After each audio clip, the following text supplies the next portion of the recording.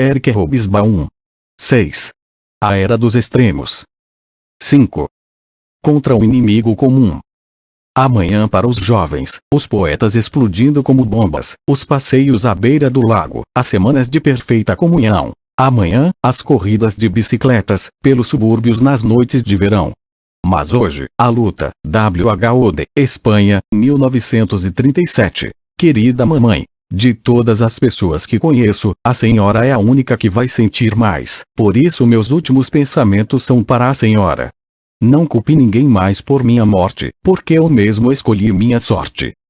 Não sei como lhe escrever, porque, mesmo tendo a cabeça clara, não consigo encontrar as palavras certas. Assumi meu lugar no Exército de Libertação, e morro quando a luz da vitória já começa a brilhar. Vou ser fuzilado daqui a pouco com 23 outros camaradas. Depois da guerra a senhora deve exigir seus direitos a uma pensão. Eles lhe entregarão minhas coisas na prisão, só que estou ficando com o colete de papai, porque não quero que o frio me faça tremer. Mais uma vez, digo adeus. Coragem. Seu filho, Spartaco. Spartaco Fontanotte, metalúrgico, 22 anos, membro do grupo resistente de Misak Manouchian, 1944, Inglaterra, 1954, página 306. 1. A pesquisa de opinião pública é filha dos Estados Unidos da década de 1930, pois a extensão da pesquisa de amostragem dos pesquisadores de mercado para a política teve início, essencialmente, com George Gallup em 1936.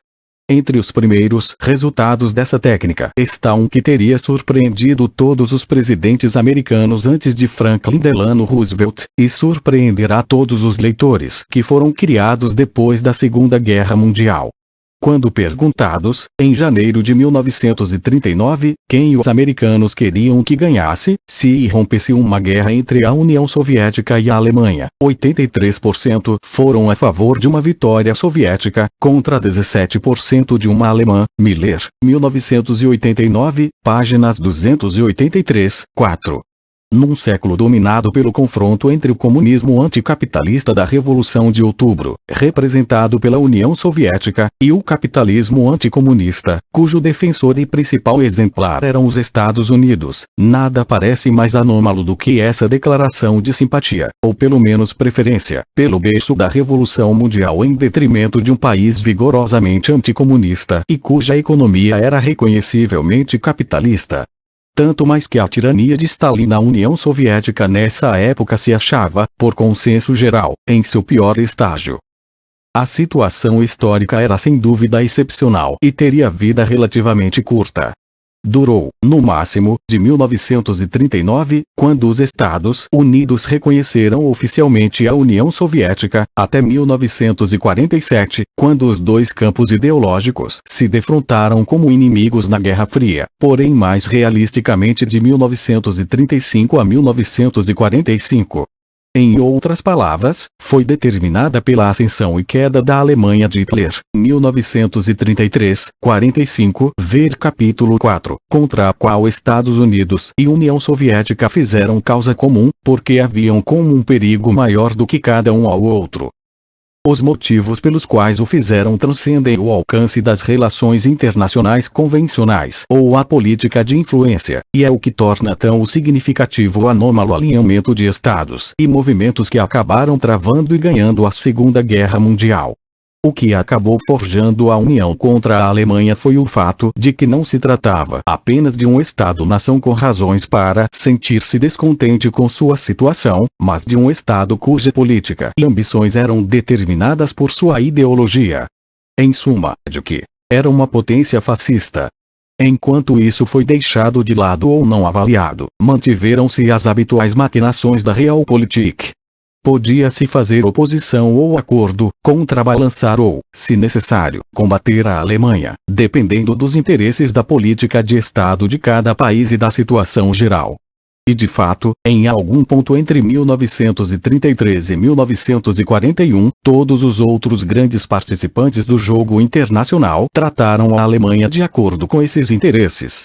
Londres e Paris apaziguaram Berlim, isto é, fizeram concessões à custa de outros. Moscou trocou uma posição de oposição por uma de proveitosa neutralidade, em troca de ganhos territoriais, e mesmo a Itália e o Japão, cujos interesses os alinhavam com a Alemanha, descobriram que esses interesses também lhes ditavam, em 1939, que não participassem dos primeiros estágios da Segunda Guerra Mundial.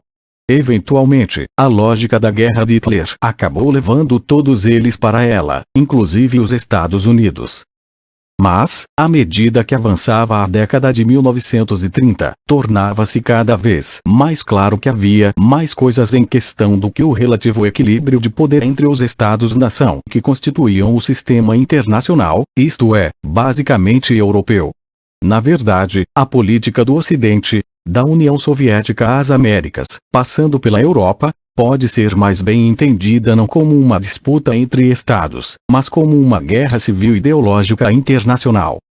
Como veremos, esta não é a melhor maneira de entender a política da África, da Ásia e do Extremo Oriente, dominados pelo colonialismo. Ver capítulo 7.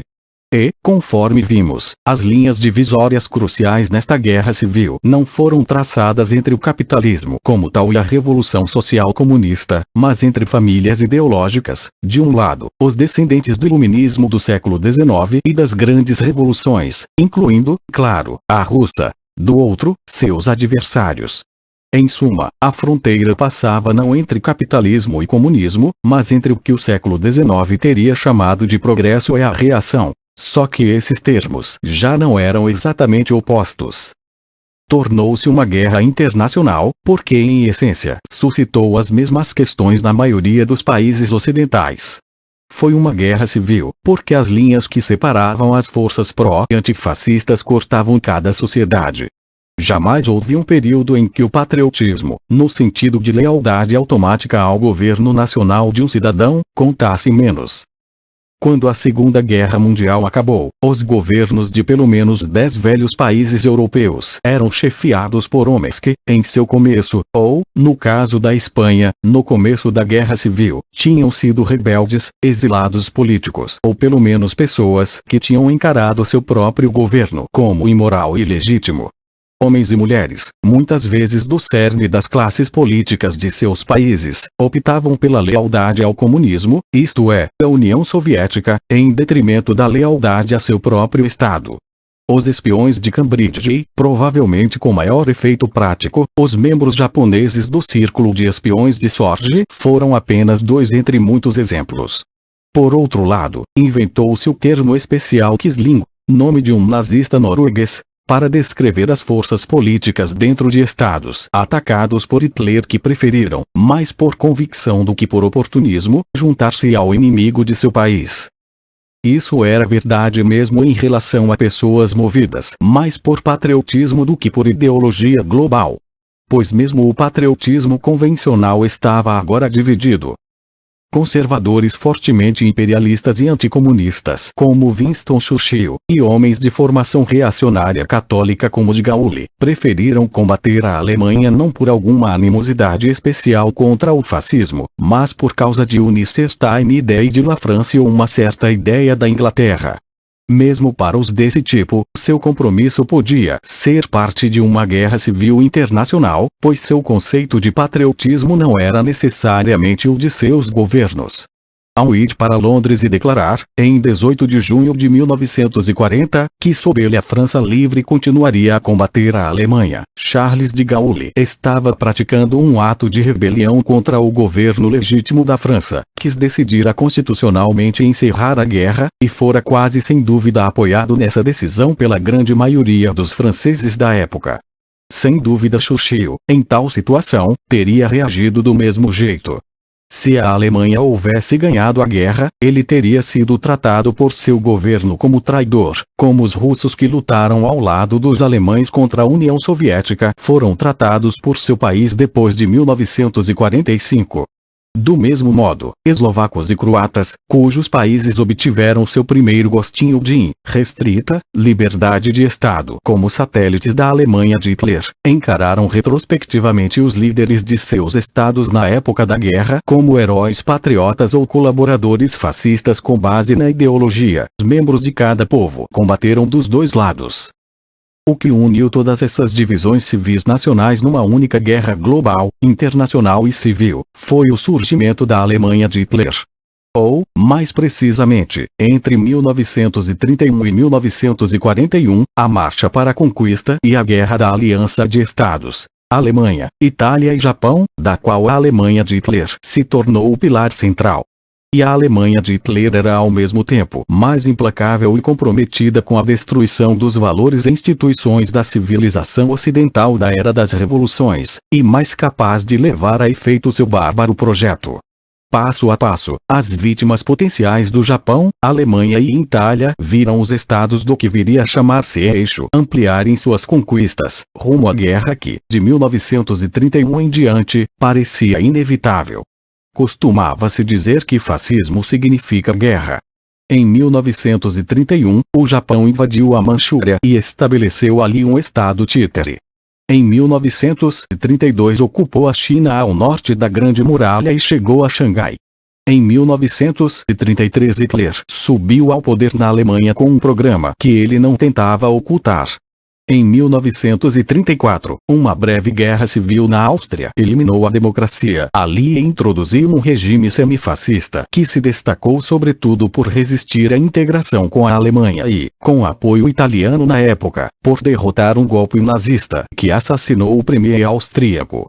Em 1935, a Alemanha comunicou sua ruptura com os tratados de paz e ressurgiu como grande potência militar e naval, reapossando-se, por plebiscito, da região do Saara em sua fronteira ocidental e desligando-se com desprezo da Liga das Nações. No mesmo ano Mussolini, com igual desprezo pela opinião pública, invadiu a Etiópia, que a Itália passou a ocupar como colônia em 1936-37, após o que o Estado também rasgou sua ficha de membro da Liga. Em 1936, a Alemanha recuperou a Renânia e, com a ajuda e intervenção ostensivas de Itália e Alemanha, um golpe militar na Espanha iniciou um grande conflito, a Guerra Civil Espanhola, sobre o qual falaremos mais adiante. As duas potências fascistas fizeram num alinhamento formal, o eixo Berlim-Roma, enquanto Alemanha e Japão concluíam um pacto anti-Comintern. Em 1937, sem surpreender ninguém, o Japão invadiu a China e partiu para uma guerra aberta que só cessou em 1945. Em 1938, a Alemanha também achou que chegara a hora da conquista. A Áustria foi invadida e anexada em março, sem resistência militar, e, após várias ameaças, o Acordo de Munique em outubro despedaçou a Tchecoslováquia e transferiu grandes partes dela para Hitler, mais uma vez pacificamente. O resto foi ocupado em março de 1939, encorajando a Itália, que não tinha demonstrado ambições imperiais por alguns meses, a ocupar a Albânia. Quase imediatamente uma crise polonesa, mais uma vez resultante de mais exigências territoriais alemãs, paralisou a Europa. Disso veio a Guerra Europeia de 1939-41, que se tornou a Segunda Guerra Mundial.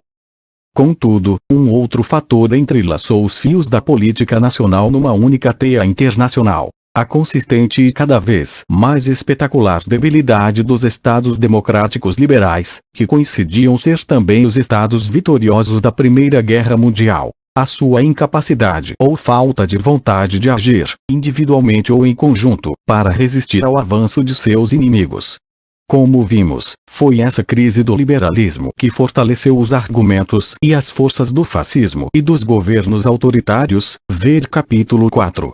O Acordo de Munique de 1938 demonstrou perfeitamente essa combinação de confiante agressão de um lado, medo e concessão do outro, o que explica por que durante gerações a própria palavra Munique se tornou sinônimo, no discurso político ocidental, de retirada covarde.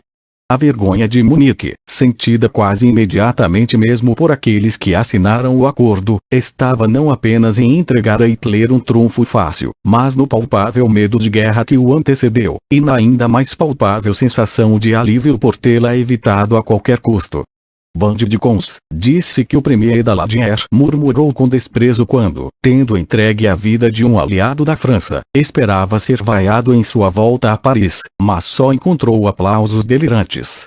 A popularidade da União Soviética, e a relutância a criticar o que acontecia lá, deveram-se basicamente à sua oposição à Alemanha nazista, muito diferente das hesitações do Ocidente. O choque do pacto com a Alemanha em agosto foi maior por isso. 2. A mobilização de todo o potencial de apoio contra o fascismo, isto é, contra o campo alemão, portanto, foi um triplo apelo pela união de todas as forças políticas que tinham um interesse comum em resistir ao avanço do eixo, por uma política real de resistência, e por governos dispostos a executar essa política. Na verdade, foram necessários mais de 8 anos para conseguir essa mobilização. 10. Se datarmos o início da corrida para a Guerra Mundial em 1931. Porque a resposta a todos os 3 apelos foi, inevitavelmente, hesitante, gaguejante ou confusa. Sob certos aspectos, era provável que o apelo à unidade antifascista conquistasse a resposta mais imediata, pois o fascismo tratava publicamente todos os liberais, socialistas e comunistas ou qualquer tipo de regime democrático e soviético, como inimigos a serem igualmente destruídos. Na velha expressão inglesa, eles tinham de unir-se, caso não quisessem ser eliminados um por um. Os comunistas, até então a força que mais tendia à divisão da esquerda do iluminismo, concentrando seu fogo, como, infelizmente, é típico dos radicais políticos, não contra o inimigo óbvio, mas contra o competidor potencial mais próximo, acima de tudo os social-democratas, ver capítulo 2, mudaram de curso 1 ano e meio depois da ascensão de Hitler ao poder e transformaram-se nos mais sistemáticos e, como sempre, mais eficientes defensores da unidade antifascista. Isso afastou o grande obstáculo à unidade da esquerda, embora não suas desconfianças profundamente enraizadas. Em essência, a estratégia apresentada, em conjunto com Stalin, pela Internacional Comunista, que escolhera como seu novo secretário-geral Georgy Dimitrov, um búlgaro cuja corajosa contestação pública às autoridades nazistas, no julgamento do incêndio do Reichstag em 1933, havia eletrizado os antifascistas em toda parte, era de círculos concêntricos. As Forças Unidas dos Trabalhistas, a Frente Unida, formariam a base de uma ampla aliança eleitoral e política com os democratas e liberais, a Frente Popular. Além disso, à medida que continuava o avanço da Alemanha, os comunistas pensaram numa extensão ainda mais ampla, numa frente nacional de todos que, independentemente de crenças ideológicas ou políticas, encaravam o fascismo, ou as potências do eixo, como o inimigo primeiro. Essa extensão da aliança antifascista, ultrapassando o centro até a direita, as mãos dos comunistas franceses estendidas aos católicos, ou a disposição dos comunistas britânicos de aceitar o notório anticomunista Winston Churchill, enfrentou maior resistência na esquerda tradicional, até que a lógica da guerra acabou por impô-la. Contudo, a união de centro e esquerda fazia sentido político, estabeleceram-se frentes populares na França, pioneira nessa manobra, e na Espanha, que repeliram ofensivas locais da direita e conquistaram impressionantes vitórias eleitorais na Espanha, fevereiro de 1936, e França, maio de 1936. As vitórias dramatizaram os custos da desunião anterior, porque as listas eleitorais unidas de centro e esquerda conquistaram substanciais maiorias parlamentares. Mas embora mostrassem uma impressionante mudança de opinião dentro da esquerda, notadamente na França, em favor do Partido Comunista, não indicaram qualquer séria ampliação de apoio político ao antifascismo. Na verdade, o trunfo da Frente Popular, que produziu o primeiro governo francês encabeçado por um socialista, o intelectual Léon Blum, 1827-1950, foi conquistado por um aumento que mal chegou a 1% da votação dos radicais socialistas comunistas em 1932, e o trunfo eleitoral da Frente Popular Espanhola por uma mudança ligeiramente maior, mas que ainda deixava o novo governo com quase metade dos eleitores com contra si, e a direita um pouco mais forte que antes. Mesmo assim, essas vitórias incutiram esperança e mesmo euforia nos movimentos trabalhistas e socialistas locais. Mais do que se pode dizer em relação ao Partido Trabalhista Britânico, despedaçado pela depressão e a crise política em 1931, tinha então sido reduzido a meras 50 cadeiras, mas que, 4 anos depois, não havia ainda recuperado sua votação pré-depressão, ou seja, contava com apenas pouco mais de metade de suas cadeiras de 1929. Entre 1931 e 1935, o voto dos conservadores simplesmente caiu de cerca de 61% para cerca de 54%. O chamado Governo Nacional da Grã-Bretanha, encabeçado de 1937 em diante por Neville Chamberlain, que se tornou sinônimo do apaziguamento com Hitler, apoiava-se em sólido voto majoritário. Não há motivo para supor que não houvesse a guerra irrompido em 1939, e houvesse uma eleição acontecido em 1940 como deveria, os conservadores não a ganhariam de novo confortavelmente. Na verdade, a não ser pela maior parte da Escandinávia, onde os social-democratas ganharam logo terreno, não houve sinal de qualquer mudança eleitoral significativa para a esquerda na Europa Ocidental na década de 1930, mas houve algumas mudanças bastante maciças para a direita nas partes do leste e sudeste europeus, onde ainda se faziam eleições. Há um agudo contraste entre o velho e novo mundo.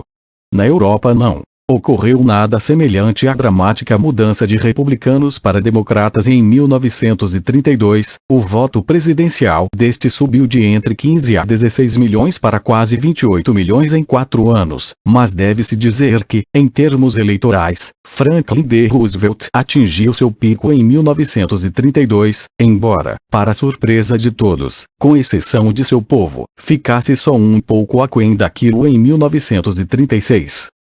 O antifascismo, portanto, organizou os adversários tradicionais da direita, mas não inflou os seus números. Mobilizou mais facilmente as minorias que as maiorias. Entre essas minorias, os intelectuais e os interessados nas artes estavam particularmente abertos a seu apelo, com exceção de uma corrente de literatura internacional inspirada pela direita tradicionalista e antidemocrática. Ver capítulo 6, porque a arrogante e agressiva hostilidade do nacional-socialismo aos valores da civilização como até então concebidos ficou imediatamente óbvia nos campos que lhes diziam respeito. O racismo nazista logo provocou o êxodo em massa de intelectuais judeus e esquerdistas, que se espalharam pelo que restava de um mundo tolerante.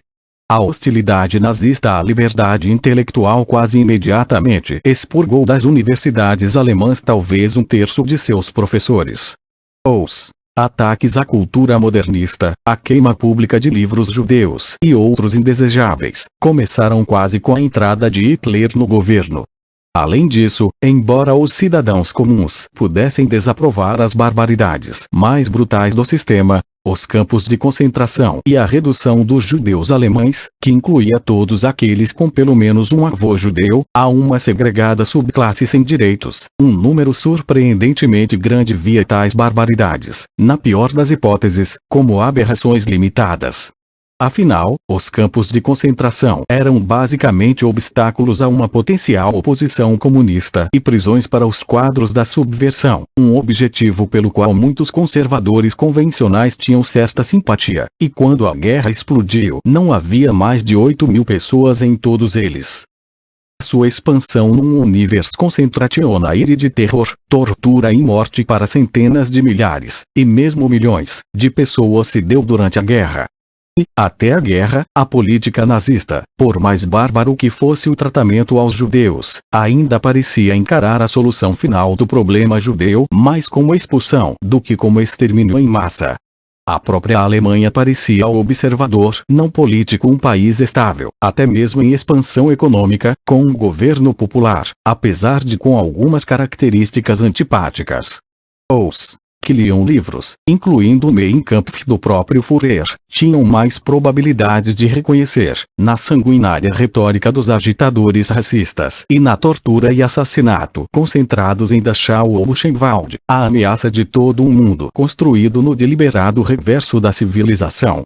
Os intelectuais ocidentais, embora nessa época só uma fração de estudantes, então em sua maioria um contingente de filhos e futuros membros das respeitáveis classes médias, foram portanto a primeira camada social mobilizada em massa contra o fascismo na década de 1930.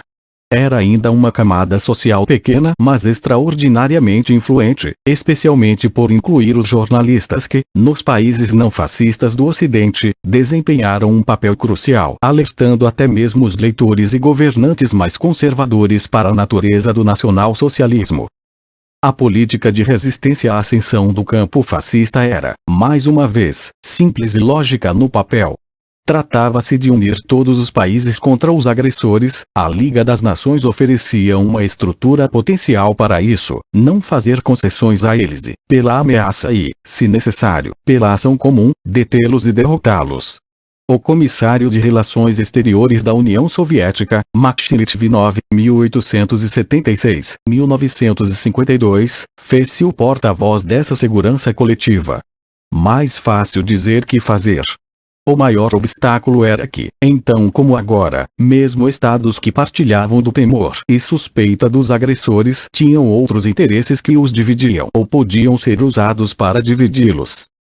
O quanto contava a mais óbvia divisão entre a União Soviética, comprometida em teoria com a derrubada dos regimes burgueses e o fim dos impérios em toda parte, e os outros estados, que agora viam a União Soviética como inspiradora e instigadora da subversão, não está claro hoje. Embora os governos, todos os principais, reconheceram a União Soviética depois de 1933, sempre estivessem dispostos a chegar a um acordo com ela quando isso servia a seus propósitos. Alguns de seus membros e agências continuavam a encarar o bolchevismo, interna e externamente, como inimigo essencial, no espírito das guerras frias pós-1945. Os serviços de espionagem britânicos foram sabidamente excepcionais ao concentrarem-se de tal forma contra a ameaça vermelha que só a abandonaram como seu alvo principal em meados da década de 1930. Andreev, 1985, p. 530. Apesar disso, muitos conservadores achavam, sobretudo na Grã-Bretanha, que a melhor de todas as soluções seria uma guerra germano-soviética, enfraquecendo, e talvez destruindo, os dois inimigos, e uma derrota do bolchevismo por uma enfraquecida Alemanha não seria uma coisa ruim. A relutância pura e simples dos governos ocidentais em entrar em negociações efetivas com o Estado Vermelho, mesmo em 1938-39, quando a urgência de uma aliança anti-Hitler não era mais negada por ninguém, é demasiado patente. Na verdade, foi o temor de ter de enfrentar Hitler sozinho que acabou levando Stalin, desde 1935 um inflexível defensor de uma aliança com o Ocidente contra Hitler, ao Pacto Stalin-Ribbentrop de agosto de 1939, com o qual esperava manter a União Soviética fora da guerra enquanto a Alemanha e as potências ocidentais se enfraqueciam mutuamente, em proveito de seu Estado, que, pelas cláusulas secretas do pacto, ficava com uma grande parte dos territórios ocidentais perdidos pela Rússia após a Revolução. O cálculo se revelou incorreto, mas, como as fracassadas tentativas de criar uma frente comum contra Hitler, demonstrou as divisões entre estados que tornaram possível a ascensão extraordinária e praticamente sem resistência da Alemanha nazista entre 1933 e 1939. Além disso, a geografia, a história e a economia davam aos governos diferentes perspectivas do mundo.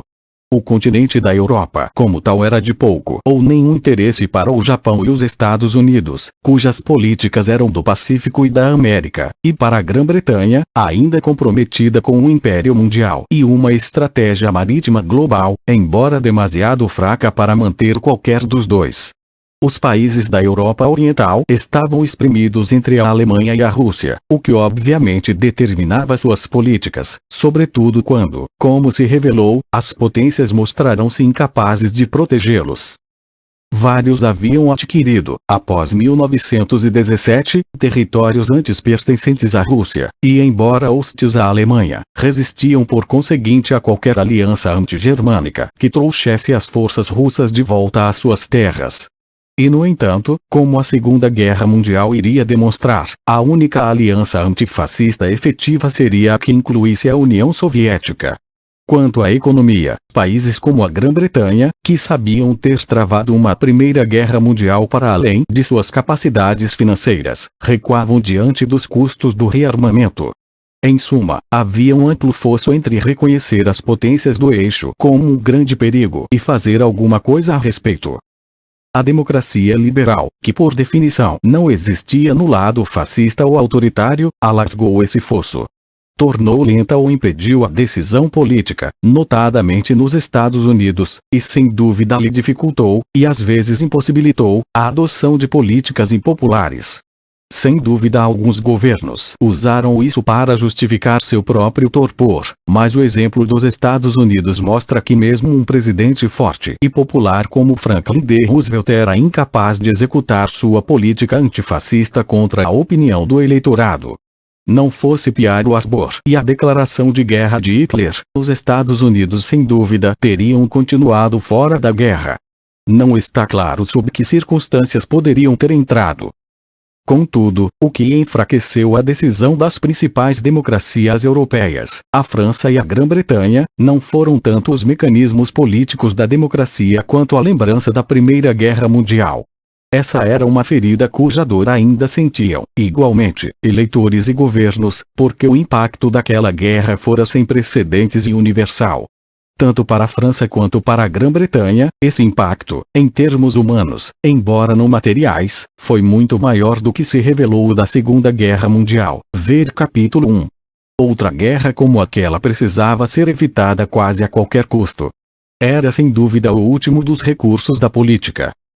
Não se deve confundir a relutância em ir à guerra com recusa a lutar, embora o moral militar potencial dos franceses, que haviam sofrido mais que qualquer outro país beligerante, estivesse sem dúvida enfraquecido pelo trauma de 1914-18. Ninguém foi para a Segunda Guerra Mundial cantando, nem mesmo os alemães.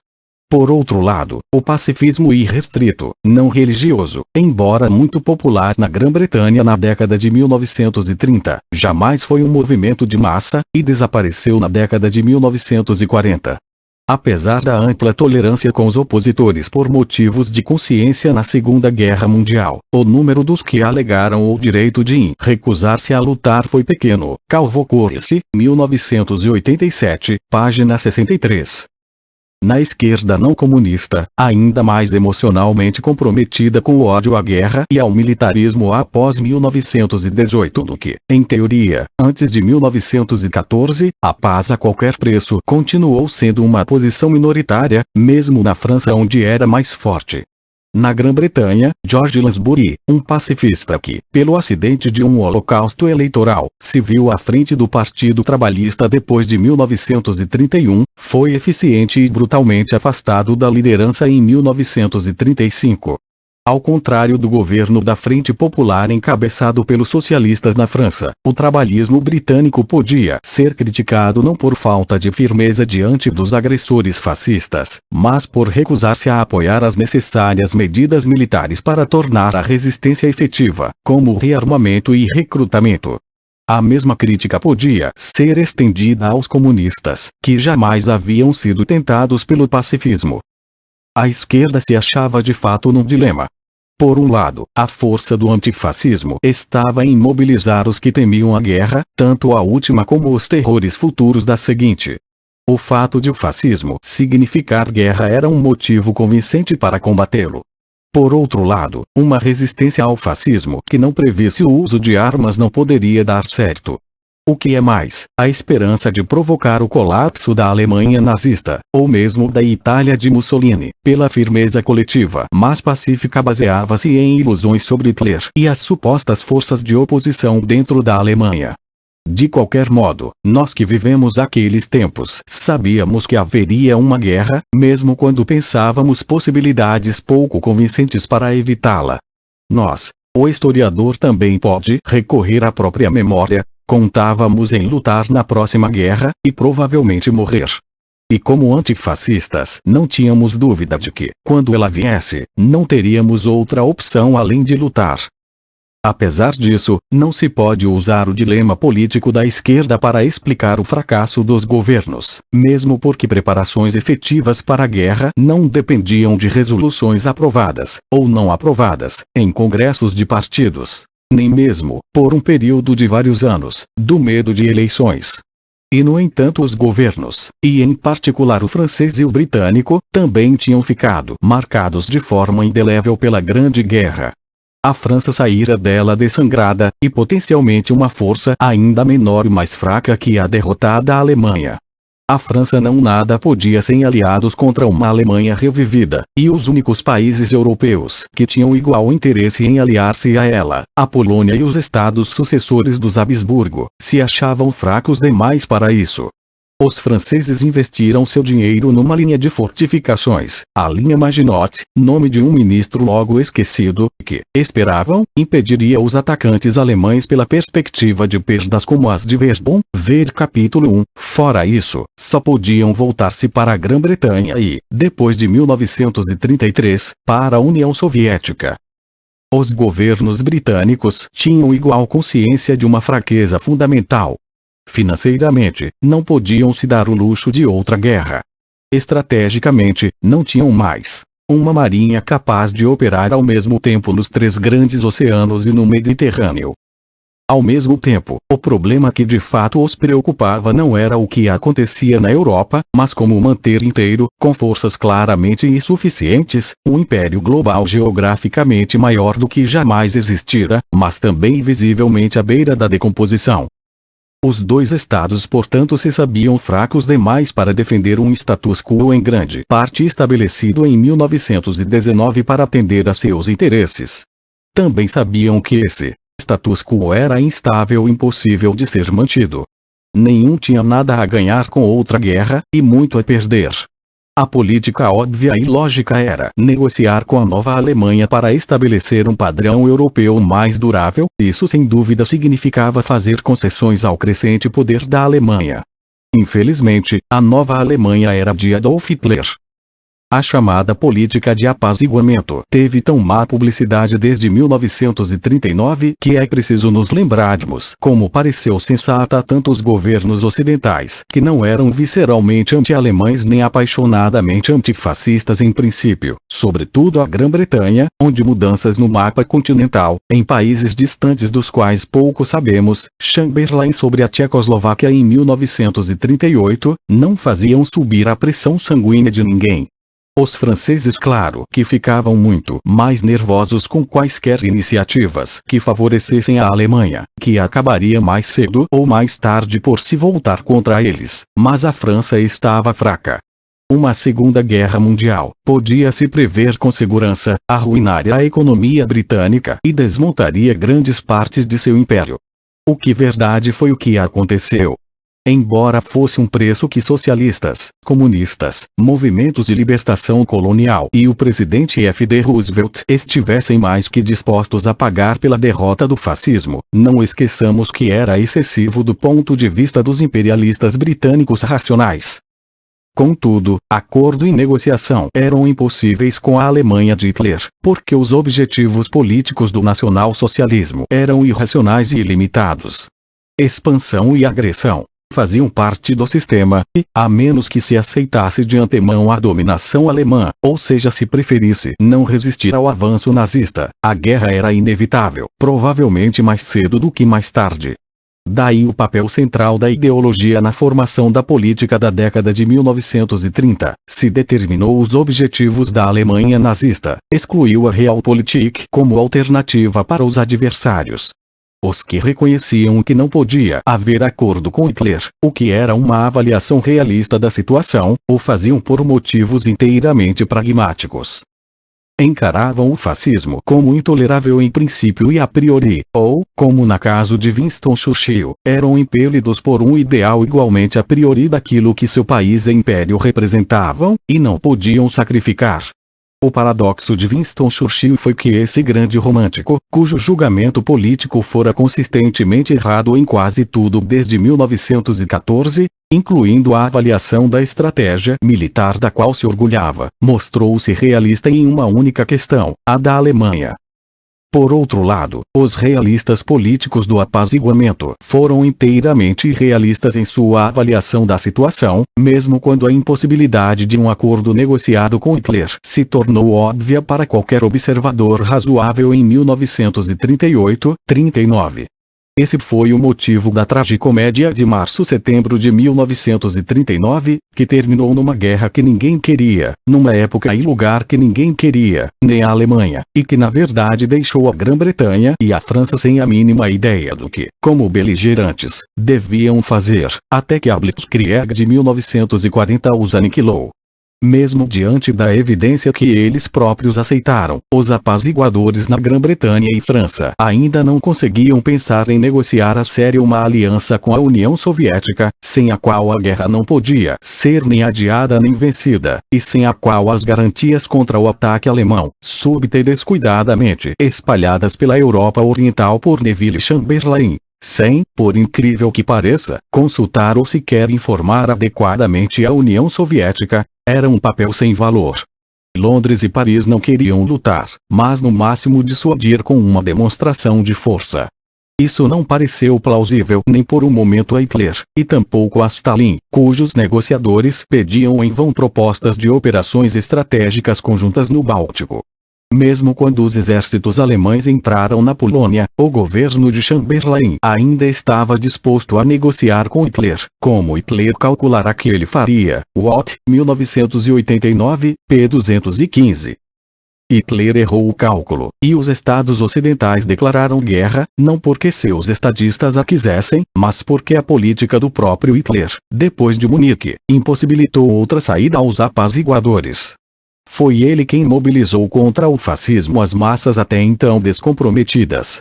Essencialmente, a ocupação alemã da Tchecoslováquia em março de 1939 converteu a opinião pública britânica à resistência e, ao fazê-lo, forçou a mão de um governo relutante, o que por sua vez forçou a mão do governo francês, que não teve outra opção senão ir junto com seu único aliado de fato. Pela primeira vez a luta contra a Alemanha de Hitler unia, em vez de dividir, os britânicos, mas, ainda, sem nenhum objetivo. Enquanto os alemães rápida e impiedosamente destruíam a Polônia e dividiam seus restos com Stalin, que se retirara para uma condenada neutralidade, uma guerra falsa obtinha uma paz implausível no Ocidente. Nenhum tipo de realpolitik pode explicar a política dos apaziguadores depois de Munique. Uma vez que uma guerra parecia bastante provável, e quem em 1939 duvidava. A única coisa a fazer era preparar-se para ela tão bem quanto possível, e isso não foi feito. Pois a Grã-Bretanha, mesmo a Grã-Bretanha de Chamberlain, certamente não estava disposta a aceitar uma Europa dominada por Hitler antes que a guerra acontecesse, embora, após o colapso da França, houvesse certo apoio a uma paz negociada, isto é, a aceitação da derrota. Mesmo na França, onde um pessimismo beirando o derrotismo era bastante comum entre políticos e militares, o governo não pretendia entregar a alma, nem o fez, até o exército desmoronar em junho de 1940. Sua política era morna, porque eles nem ousavam seguir a lógica da política de poder, nem as convicções a priori dos da resistência, para os quais nada podia ser mais importante que combater o fascismo, na forma de fascismo ou na da Alemanha de Hitler, nem as dos anticomunistas, para os quais a derrota de Hitler significaria o colapso dos sistemas autoritários que constituem o principal baluarte contra a Revolução Comunista. Thierry Meunier, 1938 Nori, 1976, página 24. Não é fácil dizer o que determinou as ações desses estadistas, já que eles não foram movidos apenas pelo intelecto, mas por preconceitos, esperanças e receios que, no silêncio, distorciam sua visão.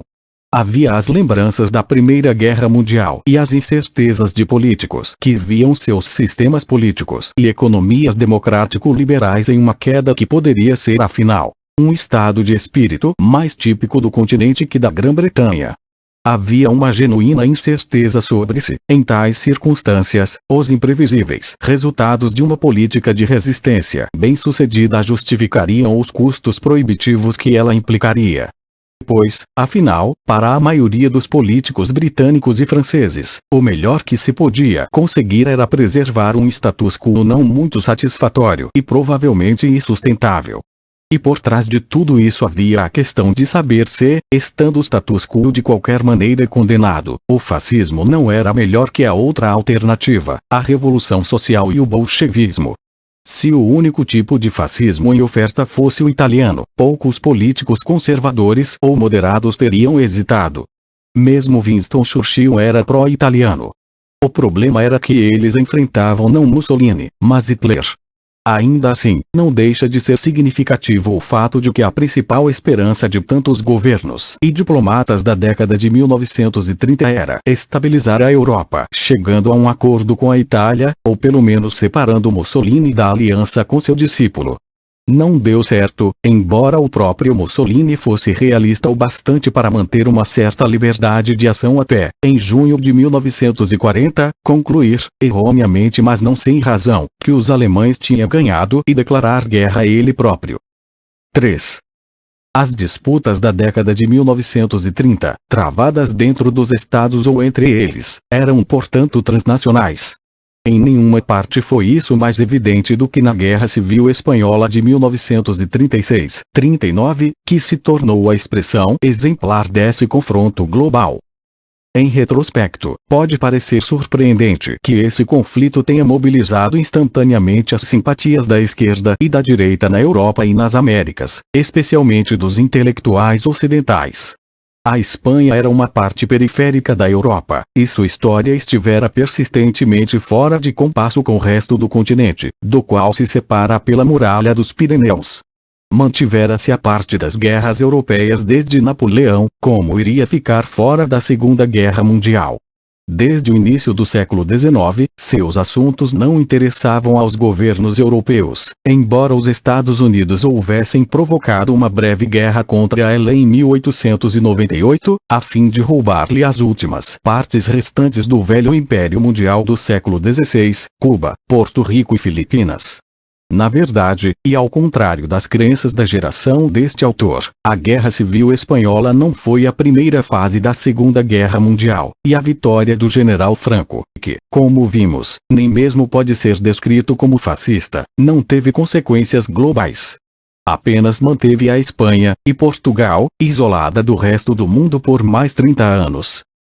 Contudo, não foi por acaso que a política interna desse país notoriamente anômalo e autossuficiente se tornou o símbolo de uma luta global na década de 1930.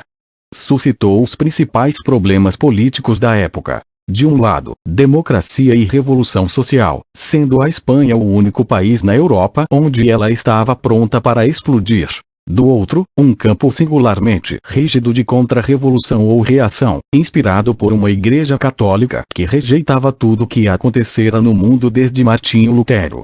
Muito curiosamente, nem os partidos do comunismo moscovita nem os inspirados pelo fascismo tinham algum significado na Espanha antes da Guerra Civil, pois esse país seguiu seu próprio caminho excêntrico tanto na ultra-esquerda anarquista quanto na ultradireita carlista.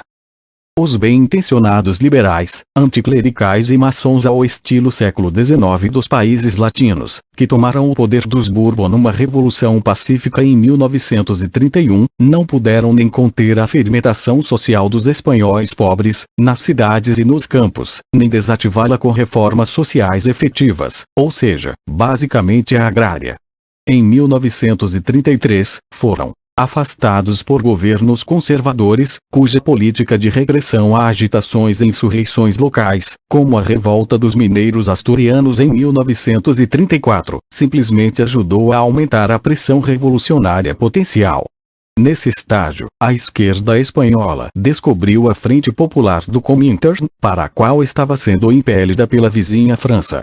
A ideia de que todos os partidos deviam formar uma frente única eleitoral contra a direita fazia sentido para uma esquerda que não sabia muito bem o que fazer.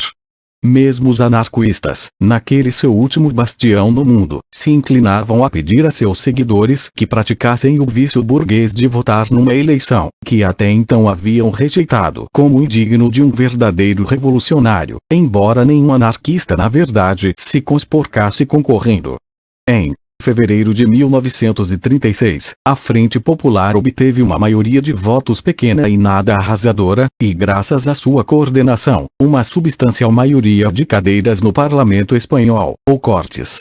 Essa vitória produziu menos um governo efetivo da esquerda que uma fissura pela qual a lava acumulada de insatisfação social pôde começar a esguichar. Isso tornou-se cada vez mais evidente nos meses seguintes. Nesse estágio, tendo falhado a política direitista ortodoxa, a Espanha reverteu a uma forma política em que fora pioneira, e que se tornara típica do mundo ibérico, o pronunciamento, o golpe militar. Mas do mesmo modo como a esquerda espanhola se via olhando para o frentismo popular do outro lado das fronteiras nacionais, também a direita espanhola sentia-se atraída para as potências fascistas. Isso não se dava tanto por meio do modesto movimento fascista local, a Falange, quanto da Igreja e dos monarquistas, para os quais pouca diferença havia entre liberais e comunistas, todos igualmente ateus, não havendo portanto possibilidade de acordo com qualquer deles. A Itália e a Alemanha esperavam extrair algum proveito moral e talvez político de uma vitória da direita. Os generais espanhóis que começaram a tramar a sério um golpe após a eleição precisavam de apoio financeiro e ajuda prática, que negociaram com a Itália. Contudo, os momentos de vitória democrática e mobilização política de massas não são ideais para golpes militares, que dependem para ter sucesso da convenção de que os civis, assim como os setores não comprometidos das forças armadas, aceitem os sinais, do mesmo modo como os putschistas militares cujos sinais não são aceitos reconheçam discretamente seu fracasso. O pronunciamento clássico é um jogo que se joga melhor nos momentos em que as massas estão em recesso ou os governos perderam a legitimidade. Essas condições não estavam presentes na Espanha. O golpe de 17 de julho dos generais teve êxito em algumas cidades, e enfrentou apaixonada resistência de pessoas e forças armadas leais em outras.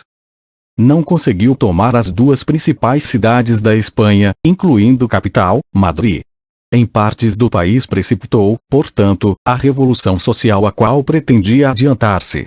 Em toda a Espanha, iniciou-se uma longa guerra civil entre o governo legítimo e devidamente eleito da República, agora ampliado e incluindo socialistas, comunistas e mesmo alguns anarquistas, mas coabitando de maneira pouco confortável com as forças da rebelião de massa que haviam derrotado o golpe, e os generais insurgentes que se apresentavam como cruzados nacionalistas contra o comunismo. O mais jovem e politicamente inteligente dos generais, Francisco Franco y Bahamonde, 1892-1975, viu-se à frente de um novo regime que com o correr da guerra se tornou um estado autoritário com um partido único, um conglomerado de direita que ia do fascismo aos velhos monarquistas e ultrascarlistas, que recebeu o nome absurdo de Falange Tradicionalista Espanhola. Mas os dois lados da guerra civil precisavam de apoio. E recorreram a patrocinadores potenciais. A reação da opinião antifascista à rebelião dos generais foi imediata e espontânea, ao contrário da reação dos governos antifascistas, bem mais cautelosos, mesmo quando, como a União Soviética e o chamado governo da Frente Popular, que acabara de chegar ao poder na França, eram fortemente a favor da República. A Itália e a Alemanha imediatamente enviaram armas e homens para o seu lado. A França estava ansiosa para ajudar, e deu alguma assistência, oficialmente não reconhecida, à República, até ser exortada a uma política oficial de não intervenção por divisões internas e pelo governo britânico, profundamente hostil ao que via como o avanço da Revolução Social e do bolchevismo na Península Ibérica. A opinião da classe média e conservadora no Ocidente em geral partilhava dessa atitude, embora, com exceção da Igreja Católica e dos pró-fascistas, não se identificasse muito com os generais. A Rússia, embora firme do lado republicano, também entrou no acordo de não intervenção patrocinado pelos britânicos, cujo objetivo, o de impedir a ajuda alemã e italiana aos generais, ninguém esperava nem queria atingir, e aos poucos passou de equívoco à hipocrisia. Thomas, 1977, p. 395. De setembro de 1936 em diante, a Rússia enviou sem reservas, embora não exatamente de modo oficial, homens e material para apoiar a República. A não intervenção, que significava simplesmente que a Grã-Bretanha e a França se recusavam a fazer fosse o que fosse em relação à maciça intervenção das potências do eixo na Espanha, com o que abandonavam a República, confirmou tanto fascistas quanto antifascistas em seu desprezo aos não intervencionistas. Também aumentou enormemente o prestígio da União Soviética, a única potência que ajudou o governo legítimo da Espanha, e dos comunistas dentro e fora daquele país, não apenas porque organizaram essa ajuda internacionalmente, mas porque também logo se estabeleceram como a espinha dorsal do esforço militar republicano. Contudo, mesmo antes de os soviéticos mobilizarem seus recursos, todos, desde os liberais até os mais extremistas da esquerda, reconheceram de imediato como sua luta espanhola.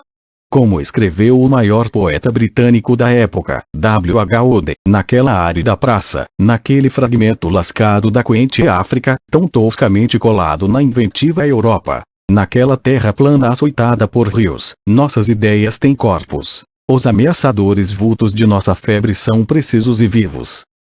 E o que é mais, ali, e somente ali, a interminável e desmoralizante queda da esquerda era detida por homens e mulheres que combatiam o avanço da direita armada. Mesmo antes de a Internacional Comunista começar a organizar as brigadas internacionais, cujos primeiros contingentes chegaram à sua futura base em outubro, de fato antes que as primeiras colunas organizadas de voluntários aparecessem no fronte, as do movimento liberal socialista italiano Giustizia e Libertà, voluntários estrangeiros já lutavam pela República em certa quantidade. Mais de 40.000 jovens estrangeiros de mais de 50 países acabaram indo lutar, e muitos morrer num país sobre o qual provavelmente não conheciam mais que o mapa no atlas da escola. É significativo que não mais de 1.000 voluntários estrangeiros tenham lutado do lado de Franco, Thomas, 1977, p. 980. Para esclarecimento dos leitores criados no ambiente moral de fins do século XX, deve-se acrescentar que esses não eram nem mercenários, nem, com exceção de poucos casos, aventureiros. Eles foram lutar por uma causa. É difícil lembrar hoje o que a Espanha significou para os liberais e os esquerdistas que viveram a década de 1930, embora para muitos de nós sobreviventes, todos já ultrapassando o tempo de vida bíblico, continue sendo a única causa que, mesmo em retrospecto, pareça tão pura e atraente quanto em 1936. Hoje parece pertencer a um passado pré-histórico, mesmo na Espanha. Contudo, na época apresentava-se àqueles que combatiam o fascismo como o fronte central de sua batalha, por ser o único em que a ação jamais cessou durante mais de 2 anos e meio, o único em que era possível participar como indivíduos, se não de uniforme, pelo menos fazendo coletas de dinheiro, ajudando a refugiados, e através de infindáveis campanhas para pressionar nossos governos covardes. E o avanço gradual, mas aparentemente invencível, do lado nacionalista, a derrota e morte previsíveis da República, apenas tornavam mais desesperadamente urgente forjar a união contra o fascismo mundial. Pois a República Espanhola, apesar de nossas simpatias e da insuficiente ajuda recebida, travou uma ação de retaguarda contra a derrota desde o início. Em retrospecto, fica claro que isso se deveu à sua própria fraqueza. Pelos padrões das guerras do século XX, ganhas ou perdidas, a Guerra Republicana de 1936-9, com todo o seu heroísmo, teve um desempenho ruim, em parte porque não usou seriamente aquela poderosa arma contra forças convencionais, a guerrilha. Uma estranha omissão num país que deu nome a essa forma de guerra não convencional. Ao contrário dos nacionalistas, que tinham uma direção militar e política única, os republicanos continuaram politicamente divididos, e, apesar da contribuição dos comunistas, não conseguiram formar uma vontade militar e um comando estratégico únicos, ou só tarde demais. O melhor que podia fazer era de tempos em tempos repelir ofensivas potencialmente fatais do outro lado, prolongando assim uma guerra que podia muito bem ter terminado em novembro de 1936 com a tomada de Madrid. Na época, a Guerra Civil Espanhola não pareceu um bom presságio para a derrota do fascismo. Internacionalmente, foi uma versão em miniatura de uma guerra europeia, travada entre estados fascistas e comunistas, os últimos marcadamente mais cautelosos e menos decididos que os primeiros. As democracias ocidentais continuaram não tendo certeza de nada, a não ser de seu não envolvimento. Internamente, foi uma guerra em que a mobilização da direita se mostrou muito mais efetiva que a da esquerda. Terminou em derrota total, várias centenas de milhares de mortos, várias centenas de milhares de refugiados nos países que quiseram recebê-los, incluindo a maior parte dos talentos artísticos e intelectuais sobreviventes da Espanha, que, com raras exceções, haviam ficado do lado da República. A Internacional Comunista mobilizara todos os seus formidáveis talentos em favor da República Espanhola. O futuro Marechal Tito, libertador e líder da Iugoslávia comunista, organizava o fluxo de recrutas das brigadas internacionais em Paris. Palmiro Togliatti, líder comunista italiano, era o dirigente de fato do inexperiente Partido Comunista Espanhol, e foi um dos últimos a escapar do país em 1939. Também este fracassou, e sabia que estava fracassando, como a União Soviética, que destacou algumas de suas mais impressionantes cabeças militares para servir na Espanha, por exemplo, os futuros marechais Kunev, Malinovsky, Voronov-Rokossovsky, e o futuro comandante da Marinha Soviética, Almirante Kuznetsov. 4. E no entanto, a Guerra Civil Espanhola antecipou e moldou as forças que iriam, poucos anos depois da vitória de Franco, destruir o fascismo. Antecipou a política da Segunda Guerra Mundial, aquela aliança única de frentes nacionais que ia de conservadores patriotas a revolucionários sociais, para a derrota do inimigo nacional e simultaneamente para a regeneração social. Pois a Segunda Guerra Mundial foi, para os do lado vencedor, não apenas uma luta pela vitória militar, mas, mesmo na Grã-Bretanha e nos Estados Unidos, por uma sociedade melhor. Ninguém sonhava com um retorno ao pré-guerra de 1939, nem mesmo a 1928 ou 1918, como os estadistas após a Primeira Guerra Mundial haviam sonhado com uma volta ao mundo de 1913. Um governo britânico sob Winston Churchill se comprometeu, no meio de uma guerra desesperada, com um estado do bem-estar abrangente e o pleno emprego. Não foi, por acaso, que o relatório Beveridge saiu com estas recomendações no dos anos mais negros da desesperada Guerra da Grã-Bretanha, 1942. Os planos para o pós-guerra dos Estados Unidos tratavam apenas lateralmente do problema de como tornar impossível outro Hitler. O verdadeiro esforço intelectual dos planejadores do pós-guerra era dedicado a aprender as lições da Grande Depressão e da década de 1930, para que não se repetissem. Quanto aos movimentos de resistência nos países derrotados e ocupados pelo eixo, a inseparabilidade de libertação e revolução social, ou pelo menos de uma grande transformação, era para eles indiscutível. Além disso, por toda a Europa antes ocupada, no leste e no oeste, surgiram os mesmos tipos de governo após a vitória. Administrações de união nacional baseadas em todas as forças que se haviam oposto ao fascismo, sem distinção ideológica.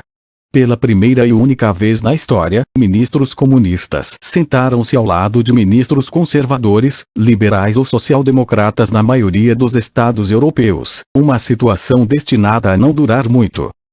Embora uma ameaça comum os reunisse, essa espantosa unidade de opostos, Roosevelt e Stalin, Churchill e os socialistas britânicos, de Gaulle e os comunistas franceses, teria sido impossível sem um certo relaxamento das hostilidades e suspeitas mútuas entre os defensores e adversários da Revolução de Outubro. A Guerra Civil Espanhola tornou isso muito mais fácil. Mesmo governos antirrevolucionários não podiam esquecer que o governo espanhol, sob um presidente e um primeiro-ministro liberais, tinha completa legitimidade constitucional e moral quando pedira ajuda contra seus generais insurgentes. Mesmo os estadistas democráticos que o haviam traído, temendo pela própria pele, tinham a consciência pesada. Tanto o governo espanhol quanto, o que importava mais, os comunistas cada vez mais imersos em seus assuntos insistiam em que não visavam a revolução social, e de fato fizeram o possível para controlá-la e revertê-la, para horror dos entusiastas revolucionários. A Revolução, insistiam todos, não era a questão, e sim a defesa da democracia. O ponto interessante é que não se tratava de mero oportunismo, ou, como pensavam os puristas da ultra-esquerda, traição à revolução. Refletia a passagem deliberada de uma maneira insurrecional para uma gradual, de uma maneira confrontacional para uma de negociação até mesmo parlamentar de chegada ao poder. À luz da reação do povo espanhol ao golpe, sem dúvida revolucionário, os comunistas agora podiam ver como uma tática essencialmente defensiva, imposta pela desesperada situação de seus movimentos após a subida de Hitler ao poder, abria perspectivas de avanço, isto é, um novo tipo de democracia, surgindo dos imperativos da política e da economia da guerra. Os latifundiários e capitalistas que apoiavam os rebeldes perderiam suas propriedades, não como latifundiários e capitalistas, mas como traidores. O governo teria de planejar e assumir a economia, não por motivos ideológicos, mas pela lógica das economias de guerra. Consequentemente, se vitorioso, esse novo tipo de democracia não pode deixar de ser inimigo do espírito conservador, oferece garantia de maiores conquistas econômicas e políticas para os trabalhadores espanhóis e Biden, página 176. O panfleto do Comintern de outubro de 1936 descrevia assim com considerável exatidão a forma da política na guerra antifascista de 1939-45. Seria uma guerra travada na Europa por governos ou coalizões de resistência do povo, ou de frentes nacionais abrangendo tudo, feita com economias administradas e a ser encerrada, nos territórios ocupados, com maciços avanços no setor público, devido à expropriação de capitalistas, não como tais, mas como alemães ou colaboradores dos alemães. Em vários países da Europa Central e Oriental, uma linha levava diretamente do antifascismo a uma nova democracia dominada, e eventualmente absorvida, pelos comunistas, mas até a eclosão da Guerra Fria o objetivo desses regimes do pós-guerra não era, de maneira específica, a conversão imediata para sistemas socialistas ou a abolição do pluralismo político e da propriedade privada. Nos países do Ocidente, as consequências sociais e econômicas líquidas da guerra e da libertação não foram muito diferentes, embora o fosse a conjuntura política.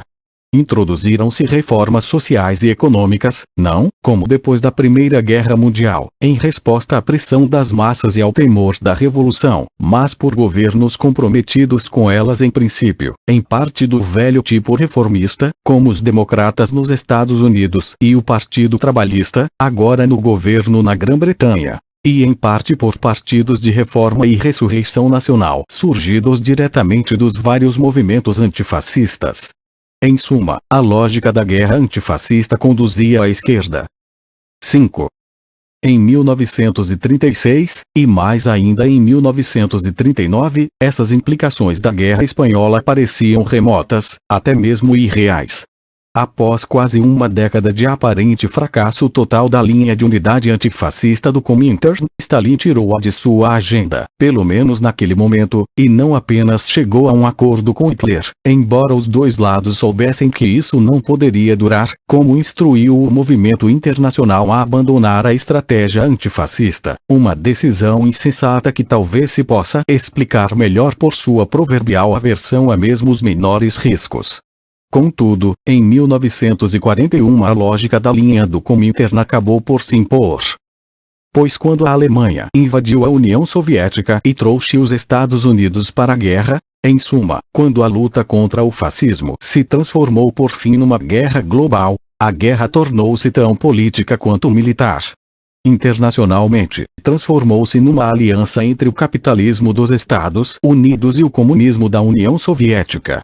Dentro de cada país da Europa, mas não, na época, do mundo dependente do imperialismo ocidental, esperava unir todos os dispostos a resistir à Alemanha ou à Itália, ou seja, formar uma coalizão de resistência que fosse de um lado a outro do espectro político.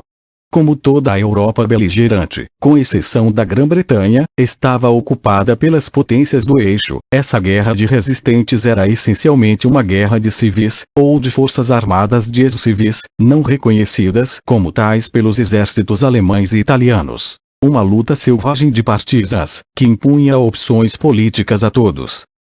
A história dos movimentos da resistência europeia é em grande parte mitológica, pois, a não ser, em certa medida, na própria Alemanha, a legitimidade dos regimes e governos do pós-guerra se baseou em sua folha de serviço na resistência. A França é o caso extremo, porque ali faltava ao governo após a libertação qualquer continuidade com o governo francês de 1940, que fizera a paz e cooperara com os alemães, e porque a resistência organizada, para não falar da armada, fora um tanto fraca, pelo menos até 1944, e o apoio popular a ela precário. A França do pós-guerra foi reconstruída pelo general de Gaulle com base no mito de que, em essência, a França eterna jamais aceitara a derrota. Como ele próprio declarou, a resistência foi um blefe que deu certo. Gilois, 1973, p. 164. É um ato político o fato de os únicos combatentes da Segunda Guerra Mundial comemorados em memoriais de guerra franceses hoje serem combatentes da resistência que se fizeram parte das forças de Gaulle. Contudo, a França não é de modo algum o único caso de um Estado construído sobre a mística da resistência. Duas coisas se devem dizer sobre os movimentos de resistência europeus. Primeiro, sua importância militar, com a possível exceção da Rússia, foi insignificante antes de a Itália retirar-se da guerra em 1943, e não decisiva em parte alguma, com exceção talvez de partes dos Balcãs. Deve-se repetir que seu maior significado foi político e moral. Assim, a vida pública italiana foi transformada, após mais de 20 anos de um fascismo que desfrutara de considerável apoio até mesmo entre intelectuais, pela mobilização impressionante e generalizada da resistência em 1943-45, incluindo um movimento partisã armado no centro e norte da Itália de por volta de 100 mil combatentes, com 45 mil mortos. Boca, 1966. Pavone, 1991. Enquanto os italianos podiam deixar a memória de Mussolini para trás com a consciência limpa, os alemães, que tinham apoiado seu governo até o fim, não podiam colocar distância entre eles próprios e a era nazista de 1939-45. A resistência interna, uma minoria de militantes comunistas, conservadores militares prussianos e um punhado de dissidentes religiosos e liberais, estava morta ou saía de campos de concentração. Por outro lado, é evidente que o apoio ao fascismo ou a colaboração com o invasor afastou as pessoas envolvidas da vida pública por uma geração após 1945, embora a Guerra Fria contra o comunismo encontrasse bastante uso para essa gente no submundo ou demi-monde das operações militares e de espionagem ocidentais. A segunda observação sobre a resistência é que, por motivos óbvios, embora com a notável exceção da Polônia, sua política pendia para a esquerda. Em cada país os fascistas, os radicais de direita, os conservadores, ricos locais e outros cujo principal terror era a revolução social, tendiam a simpatizar, ou pelo menos a não se opor aos alemães. O mesmo faziam vários movimentos regionalistas ou nacionalistas menores, eles próprios da direita ideológica, alguns dos quais na verdade esperavam tirar proveito de sua colaboração, notadamente o nacionalismo flamengo, eslovaco e croata. O mesmo, não se deve esquecer, fizeram os elementos profunda e intransigentemente anticomunistas na Igreja Católica e seus exércitos de religiosos convencionais, embora a política da Igreja fosse demasiado complexa para ser classificada simplesmente como colaboracionista em qualquer parte. Segue-se que os da direita política que escolheram a resistência eram inteiramente atípicos de seu eleitorado político. Winston Churchill e o general de Gaulle não foram membros típicos de suas famílias ideológicas, embora se deva dizer que, para muitos tradicionalistas viscerais de instintos militares, fosse impensável um patriotismo que não defendesse a pátria. Isso explica, caso seja necessária alguma explicação especial, o extraordinário destaque dos comunistas nos movimentos de resistência e, consequentemente, seu espantoso avanço político durante a guerra. Os movimentos comunistas europeus atingiram o auge de sua influência em 1945-47 por esse motivo, exceto na Alemanha, onde não se recuperaram da brutal decapitação de 1933, e das heróicas e suicidas tentativas de resistência nos 3 anos seguintes. Mesmo em países distantes da Revolução Social, como Bélgica, Dinamarca e os Países Baixos, os partidos comunistas conquistaram entre 10% e 12% dos votos, um múltiplo do que conquistavam antes, formando o terceiro ou quarto bloco dos parlamentos de todos os países. Na França, surgiram como o maior partido nas eleições de 1945, maior, pela primeira vez, que seus antigos rivais socialistas. Na Itália, seu resultado foi ainda mais espantoso. Um bando pequeno, perseguido e notoriamente mal sucedido de quadros ilegais antes da guerra, chegaram a ser ameaçados de dissolução pelo Comintern em 1938, emergiu de 2 anos de resistência como um partido de massa de 800 mil membros, logo, 1946, alcançando quase 2 milhões. Nos países onde a guerra contra o eixo fora travada essencialmente pela resistência armada e interna, Iugoslávia, Albânia e Grécia, as forças dos partisans tinham sido dominadas pelos comunistas, tanto que o governo britânico sob Churchill, que não tinha a menor simpatia pelos comunistas, transferiu seu apoio e ajuda do monarquista Mihailović para o comunista Tito, quando ficou claro que um era incomparavelmente mais perigoso para os alemães que o outro. Os comunistas passaram a resistência não apenas porque a estrutura do partido de vanguarda de Lenin era projetada para produzir uma força de quadros disciplinados e desprendidos, cujo próprio objetivo era a ação eficiente, mas porque situações extremas, como ilegalidade, repressão e guerra, eram exatamente a que esses corpos de revolucionários profissionais se destinavam. Na verdade, só eles tinham previsto a possibilidade de uma guerra de resistência. Foot, 1976, p. 84. Nisso diferiam dos partidos socialistas de massa, que achavam quase impossível operar fora da legalidade. Eleições, comícios e o resto, que definia e determinava suas atividades. Diante de um golpe fascista ou ocupação alemã, os partidos social-democratas tenderam a entrar em hibernação, da qual no melhor dos casos emergiram, como os alemães e austríacos, no fim da Era Negra com a maior parte de seus velhos seguidores, e dispostos a retomar a política. Embora não ausentes da resistência, foram, por motivos estruturais, subrepresentados. No caso extremo da Dinamarca, na verdade um governo social-democrata se achava no poder quando a Alemanha ocupou o país, e permaneceu no poder durante toda a guerra, embora presumivelmente sem simpatia pelos nazistas. O partido levou alguns anos para se recuperar desse episódio.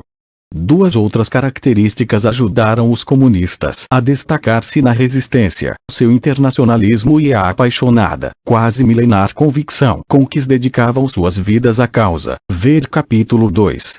O primeiro possibilitou-lhes mobilizar homens e mulheres mais abertos ao apelo antifascista do que a qualquer convocação patriótica, como por exemplo os refugiados da Guerra Civil Espanhola na França, que proporcionaram a maior parte da resistência armada partisã no sudoeste daquele país. Talvez 12 mil combatentes antes do dia D. Pons Prades, 1975, p. 66, e os outros refugiados emigrantes da classe operária de 17 países, que, sob o acrônimo MOI, Main d'Oeuvre Immigré e Mão de Obra Imigrante, fizeram alguns dos trabalhos mais perigosos de Paris, como o grupo Manouchian, armênios e judeus poloneses, que atacou oficiais alemães na capital francesa.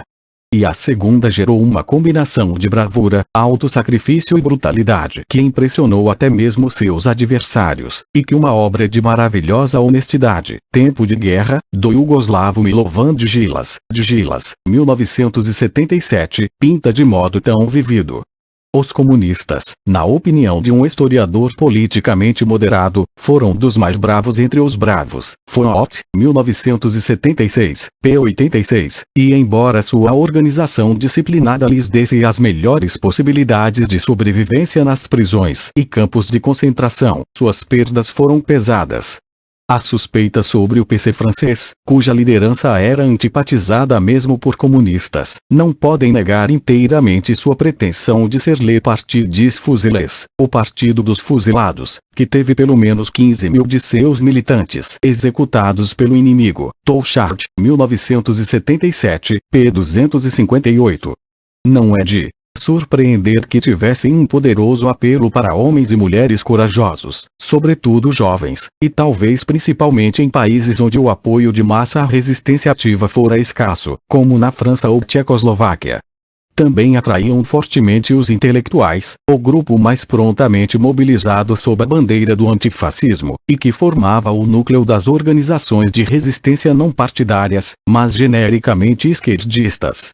O caso de amor dos intelectuais franceses pelo marxismo, e o domínio da cultura italiana por pessoas ligadas ao Partido Comunista, que duraram ambos uma geração, foram produtos da resistência.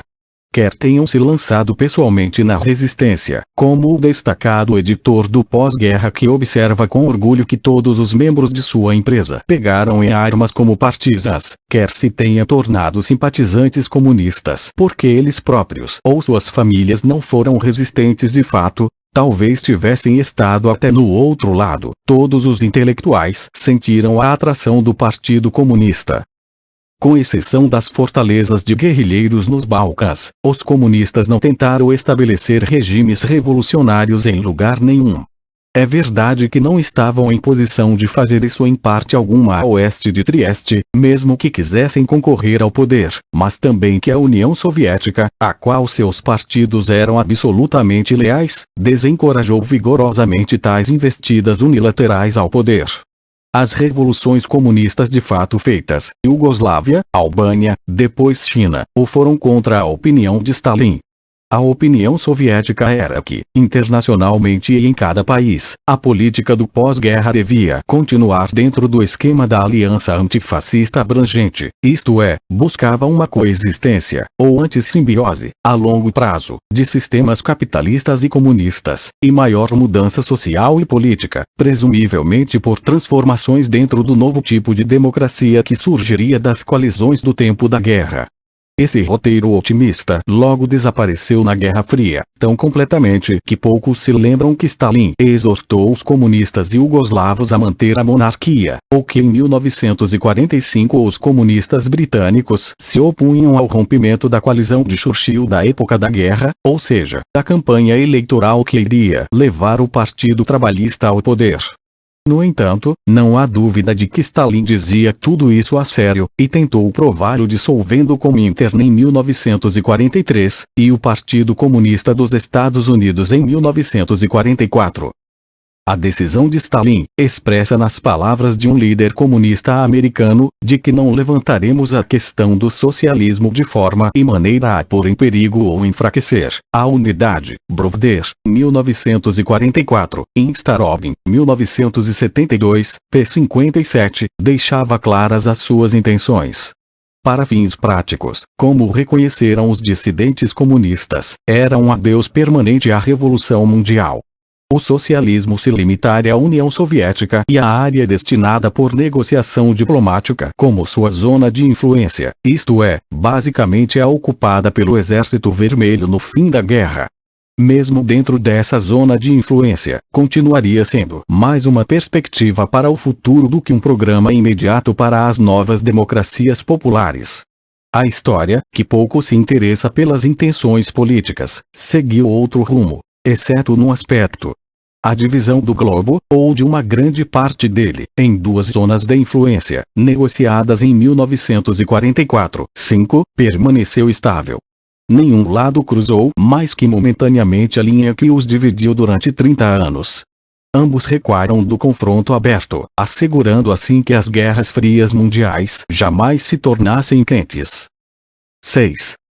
O breve sonho de Stalin, de uma parceria americano-soviética no pós-guerra, não fortaleceu de fato a aliança global de capitalismo liberal e comunismo contra o fascismo. Em vez disso, demonstrou sua força e amplitude. É evidente que se tratava de uma aliança contra uma ameaça militar, e que nunca teria existido sem a série de agressões da Alemanha nazista, culminando com a invasão da União Soviética e a declaração de guerra aos Estados Unidos. Apesar disso, a própria natureza da guerra confirmou as intuições de 1936 sobre as implicações da Guerra Civil Espanhola, a identificação de mobilização militar e civil com mudanças sociais. No lado aliado, mais que no fascista, foi uma guerra de reformadores, em parte porque nem mesmo a mais confiante potência capitalista podia esperar vencer uma guerra longa sem abandonar os negócios de sempre, em parte porque a própria Segunda Guerra Mundial dramatizou os fracassos dos anos entre guerras, dos quais a não união contra os agressores era apenas um sintoma menor. Que vitória e mudança social andavam juntas, está claro pelo que sabemos do desenrolar da opinião pública nos países beligerantes ou libertados onde havia liberdade para expressá-la, exceto, curiosamente, nos Estados Unidos, onde os anos depois de 1936 viram uma erosão marginal do voto presidencial democrata, e uma acentuada ressurreição dos republicanos. Era um país dominado por suas preocupações internas e muito mais distante dos sacrifícios da guerra que qualquer outro. Onde houve eleições autênticas, elas mostrarão uma nítida mudança para a esquerda. O caso mais impressionante foi o britânico, onde as eleições de 1945 derrotaram o universalmente amado e admirado senhor da guerra, Winston Churchill, e levaram ao poder o Partido Trabalhista com um aumento de 50% em sua votação. Nos 5 anos seguintes, ele iria presidir um período de reformas sociais sem precedentes. Os dois grandes partidos haviam se envolvido igualmente no esforço de guerra. O eleitorado escolheu aquele que prometia tanto vitória quanto transformação social. O fenômeno foi geral na Europa Ocidental guerreira, embora não se deva exagerar sua escala ou radicalismo, como tendeu a fazê-lo sua imagem pública, pela eliminação temporária da direita fascista ou colaboracionista. A situação nas partes da Europa libertadas pela Revolução Guerrilheira ou pelo Exército Vermelho é mais difícil de julgar, ainda mais que o genocídio em massa, o grande deslocamento de população e a expulsão ou imigração forçada em massa tornaram impossível comparar antes e depois da guerra os países que mantiveram seus velhos nomes. Por toda essa área, o grosso dos habitantes dos países invadidos pelo eixo civil como vítima dele, com exceção dos politicamente divididos eslovacos e croatas, que ganharam estados nominalmente independentes sob os auspícios alemães. A maioria das pessoas nos estados aliados da Alemanha, Hungria e Romênia. E, claro, a grande diáspora alemã. Isso não queria dizer que simpatizassem com os movimentos de resistência de inspiração comunista, exceto talvez os judeus, perseguidos por todos os demais, e ainda menos, com exceção dos tradicionalmente russófilos eslavos dos Balcãs, com a Rússia. Os poloneses eram, em sua grande maioria, anti-alemães e anti-russos, e também antissemitas. Os pequenos povos bálticos, ocupados pela União Soviética em 1940, haviam sido anti-russos, antissemitas e pró-alemães, enquanto tinha tido escolha em 1941-45. Nem comunistas, nem resistência seriam encontrados na Romênia, e muito pouco na Hungria. Por outro lado, o comunismo e o sentimento pró-russo eram fortes na Bulgária, embora a resistência fosse precária, e na Tchecoslováquia o PC, sempre um partido de massa, surgiu como o grande favorito em eleições verdadeiramente livres. Vitórias de guerrilha não são plebiscitos, mas há pouca dúvida de que a maioria dos iugoslavos acolheu o trunfo dos partisans de tipo, exceto a minoria alemã, os seguidores do regime Ustaše croata, dos quais os sérvios se vingaram com selvageria por massacres anteriores, e um cerne tradicionalista na Sérvia, onde um movimento de tipo, e consequentemente a guerra anti-alemã, jamais floresceram. A Grécia permaneceu proverbialmente dividida, apesar da recusa de Stalin em ajudar os comunistas gregos e as forças pró-vermelhos contra os britânicos que apoiavam seus adversários.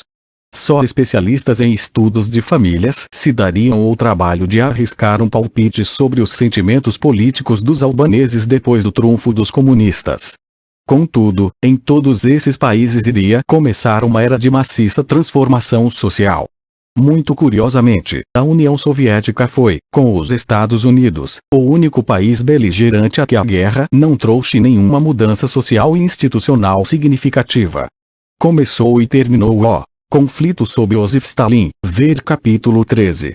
Contudo, está claro que a guerra impôs enormes tensões à estabilidade do sistema, sobretudo severamente reprimida na área rural. Não fosse a arraigada crença do nacional-socialismo de que os eslavos eram uma raça de escravos subhumanos, os invasores alemães teriam podido conquistar apoio duradouro entre muitos povos soviéticos. Por outro lado, a verdadeira base da vitória soviética foi o patriotismo da nacionalidade majoritária da União Soviética, os grandes russos, sempre a elite do Exército Vermelho, a que o regime soviético apelou em seus momentos de crise. Na verdade, a Segunda Guerra Mundial se tornou oficialmente conhecida na União Soviética como a Grande Guerra Patriótica, corretamente. 7.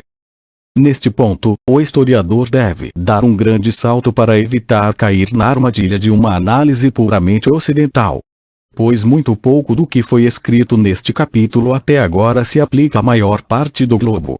Não é totalmente irrelevante para o conflito entre o Japão e a Ásia Oriental continental, uma vez que o Japão, dominado pela política da direita ultranacionalista, era aliado da Alemanha nazista, e as principais forças de resistência na China eram as comunistas.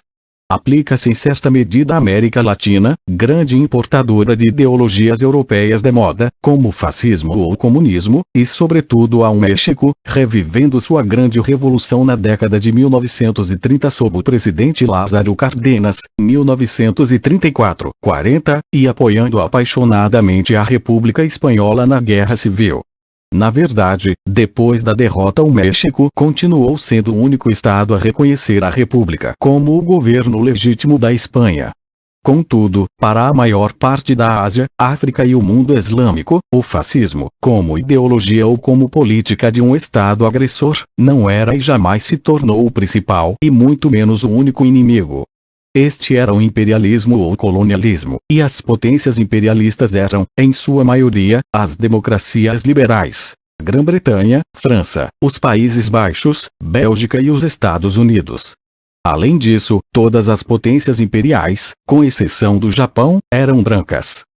Logicamente, os inimigos da potência imperial eram aliados em potencial na luta pela libertação colonial.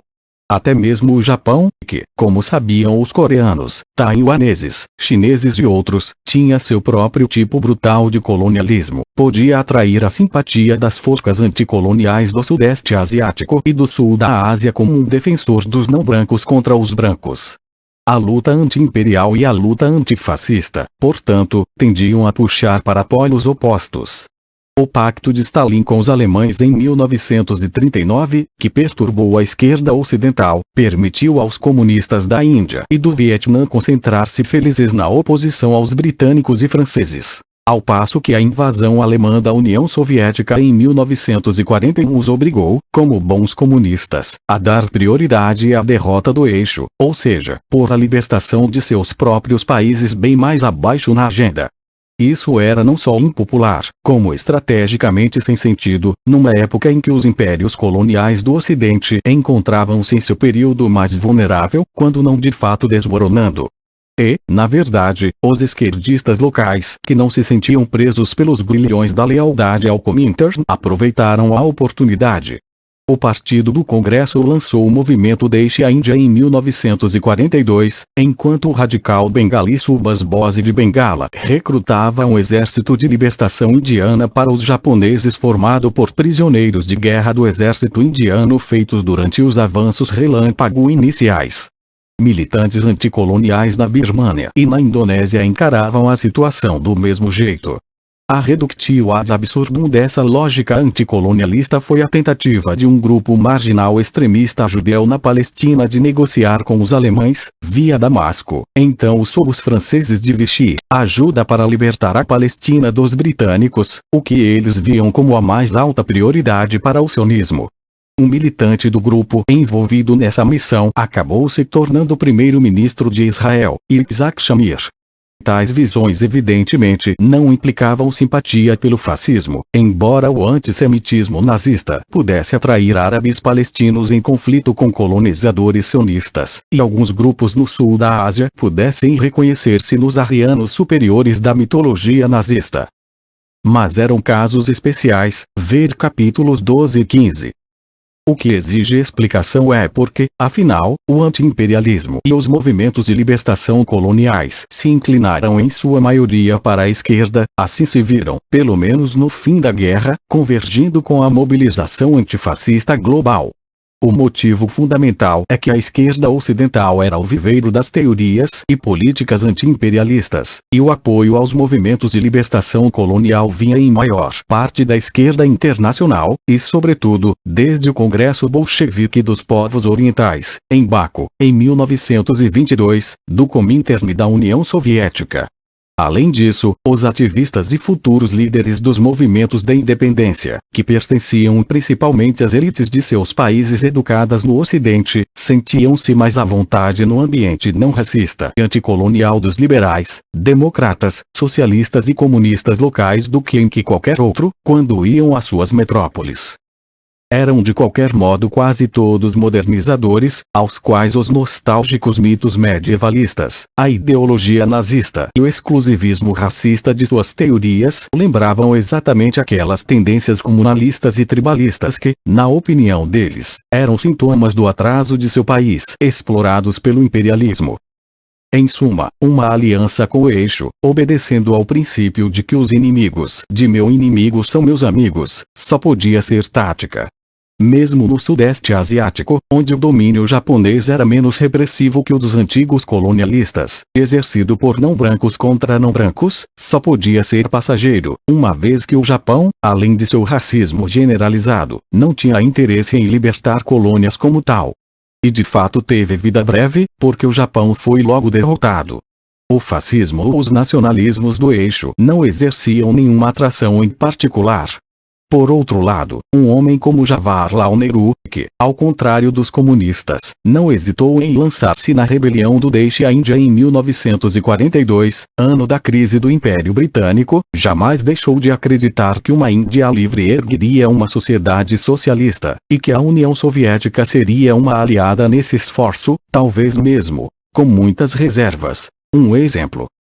O fato de que os líderes e porta-vozes da libertação colonial eram, com muita frequência, minorias atípicas da população que pretendiam emancipar na verdade tornava mais fácil a convergência com o antifascismo, pois o grosso das populações coloniais era movido, ou pelo menos mobilizável, por sentimentos e ideias sobre os quais, não fosse o seu compromisso com a superioridade racial, o fascismo poderia ter exercido alguma atração. Tradicionalismo, exclusivismo religioso e étnico, desconfiança do mundo moderno. Na verdade, esses sentimentos não haviam ainda sido mobilizados de maneira substancial, ou, se haviam, ainda não tinham se tornado politicamente dominantes. A mobilização de massa islâmica desenvolveu-se muito vigorosamente no mundo muçulmano de 1918 a 1945. Assim, a Irmandade Muçulmana de Ansar-e-Libana, 1928, um movimento fundamentalista marcadamente hostil ao liberalismo e ao comunismo, tornou-se o principal porta-estandarte do descontentamento das massas egípcias na década de 1940, e suas afinidades potenciais com as ideologias do eixo eram mais do que táticas, sobretudo em vista de sua hostilidade ao sionismo. Contudo, os movimentos políticos que de fato chegaram ao poder nos países islâmicos, às vezes levados pelas massas fundamentalistas, eram seculares e modernizantes. Os coronéis egípcios que iriam fazer a Revolução de 1952 eram intelectuais emancipados que haviam estado em contato com os pequenos grupos comunistas egípcios cuja liderança, incidentalmente, era em grande parte judaica. Perrault, 1987. No subcontinente indiano, o Paquistão, produto das décadas de 1930 e 1940, fora corretamente descrito como o programa de elites secularizadas obrigadas pela desunião territorial da população muçulmana e pela competição com as maiorias hindus a chamar sua sociedade de islâmica, em vez de nacionalmente separatista. Lapidus, 1988, p. 738. Na Síria, a operação foi feita pelo Partido Baath, fundado na década de 1940 por dois professores primários educados em Paris que, com todo o seu misticismo árabe, eram ideologicamente anti-imperialistas e socialistas. A Constituição da Síria não faz menção alguma ao Islã. A política iraquiana, até a Guerra do Golfo de 1991, era determinada por várias combinações de oficiais nacionalistas, comunistas e baatistas, todos dedicados à unidade árabe e ao socialismo, pelo menos em teoria, mas claramente não à lei do Corão. Tanto por motivos políticos quanto porque o movimento revolucionário argelino tinha uma ampla base, especialmente entre o grande grupo de trabalhadores braçais emigrados para a França, houve um forte elemento islâmico presente na Revolução Argelina.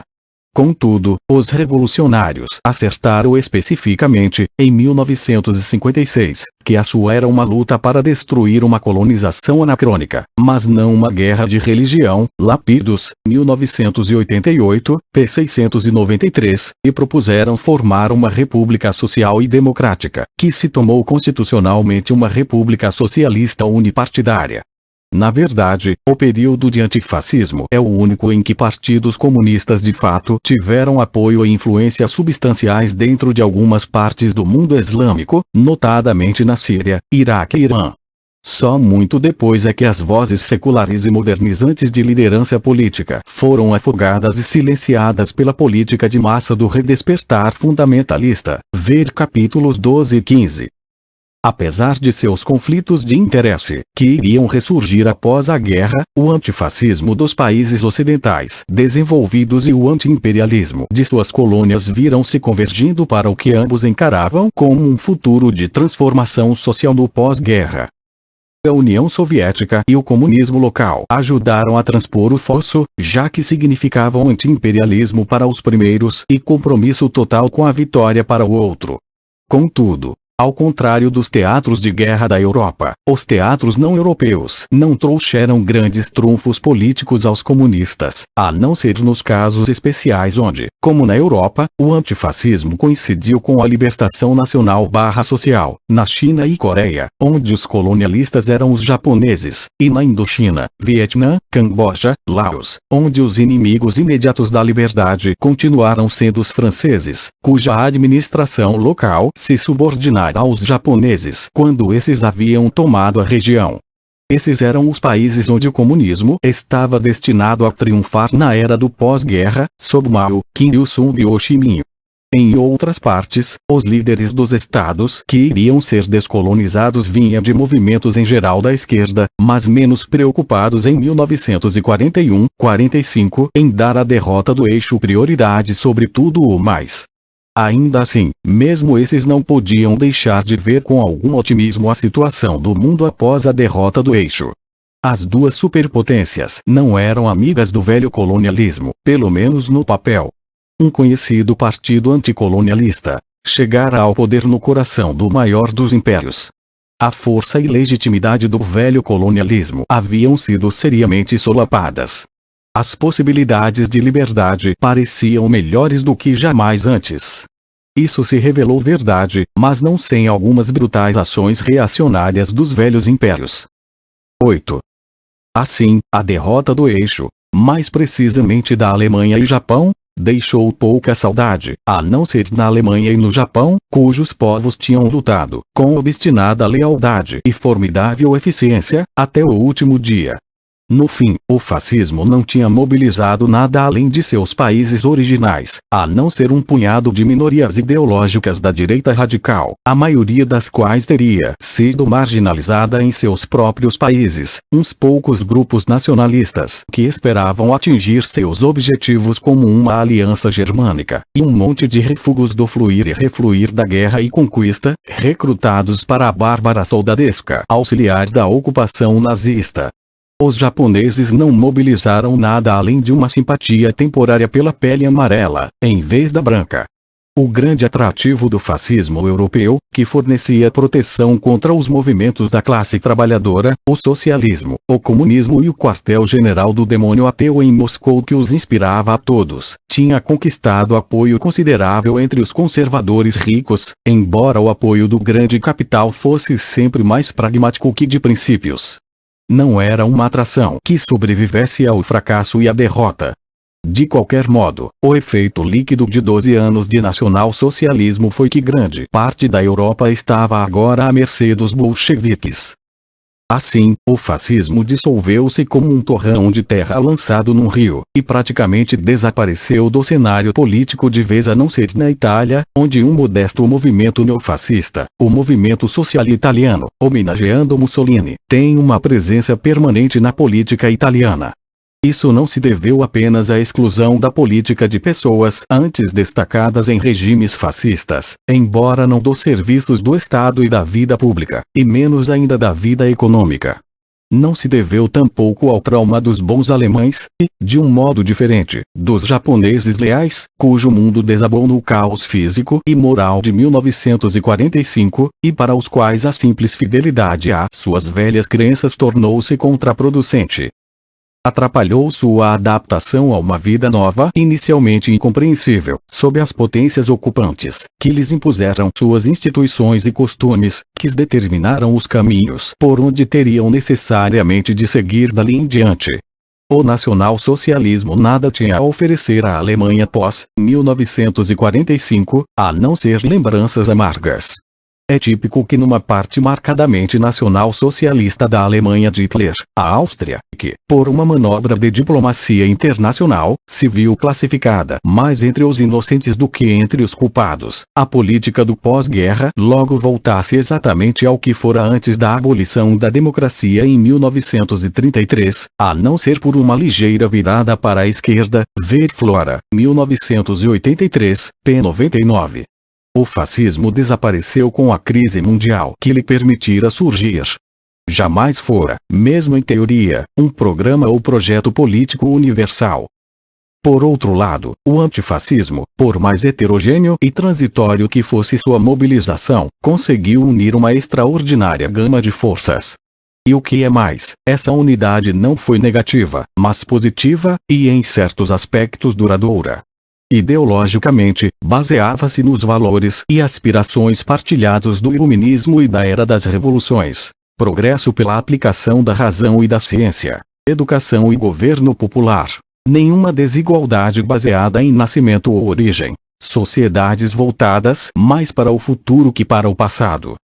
Algumas dessas semelhanças existiam apenas no papel, embora não seja inteiramente sem importância o fato de entidades políticas distantes da democracia ocidental, e na verdade de qualquer democracia, como Etiópia de Mengistu, a Somália antes da queda de Siad Barre, a Coreia do Norte de Kim Il-sung, a Argélia e a Alemanha Oriental preferirem atribuir-se o título oficial de República Democrática do Povo, ou Popular. É um título que regimes fascistas, autoritários e mesmo conservadores tradicionais teriam rejeitado com desprezo no entreguerras. Em outros aspectos, as aspirações comuns não eram tão distantes da realidade comum. O capitalismo constitucional ocidental, os sistemas comunistas e o terceiro mundo estavam igualmente comprometidos com iguais direitos para todas as raças e ambos os sexos, mas não de uma forma que distinguisse sistematicamente um grupo de outro, ou seja, todos ficavam aquém do objetivo comum. Eram todos estados seculares. Mais precisamente, após 1945, eram quase todos estados que, deliberada e ativamente, rejeitaram a supremacia do mercado e acreditaram na administração e planejamento da economia pelo Estado. Por mais difícil que seja lembrar, na era da teologia do neoliberalismo econômico, como entre o início da década de 1940 e a de 1970 os mais prestigiosos e até então influentes defensores da completa liberdade de mercado, como por exemplo Friedrich von Hayek, viram-se a seus semelhantes como profetas no deserto, advertindo em vão um capitalismo ocidental que não lhes dava ouvidos, de que estava trilhando a estrada da servidão. Hayek, 1940. 1944. Na verdade, avançava para uma era de milagres econômicos, ver capítulo 9. Os governos capitalistas estavam convencidos de que só o intervencionismo econômico podia impedir um retorno às catástrofes econômicas do entreguerras e evitar os perigos políticos de pessoas radicalizadas a ponto de preferirem o comunismo, como antes tinha preferido Hitler. Países do terceiro mundo acreditavam que só a ação pública podia tirar suas economias do atraso e dependência. No mundo descolonizado, seguindo a inspiração da União Soviética, a estrada para o futuro parecia ser a do socialismo. A União Soviética e sua nova e extensa família acreditavam apenas no planejamento central. Todas as três regiões do mundo avançaram no pós-guerra com a convicção de que a vitória sobre o eixo, conseguida através da mobilização política e de políticas revolucionárias, além de sangue e ferro, abria uma nova era de transformação social. Em certo sentido, tinham razão. Jamais a face do globo e a vida humana foram tão dramaticamente transformadas quanto na era que começou sob as nuvens em cogumelo de Hiroshima e Nagasaki. Mas como sempre a história tomou apenas consciência marginal das intenções humanas, mesmo as dos formuladores de decisões nacionais. A verdadeira transformação social não foi pretendida nem planejada. E de qualquer modo, a primeira contingência que se teve de enfrentar foi o imediato colapso da grande aliança antifascista. Assim que não mais houve um fascismo para uni-los contra si, capitalismo e comunismo mais uma vez se prepararam para enfrentar um ao outro como inimigos mortais.